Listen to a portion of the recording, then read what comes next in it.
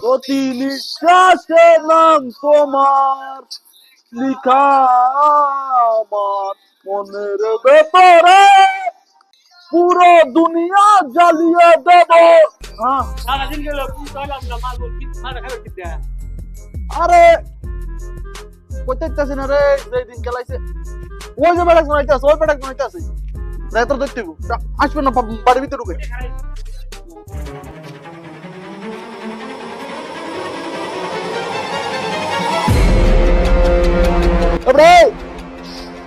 ভাই ভাই ভাই আর তো কিচ্ছু নাই ভাই ভাই ভাই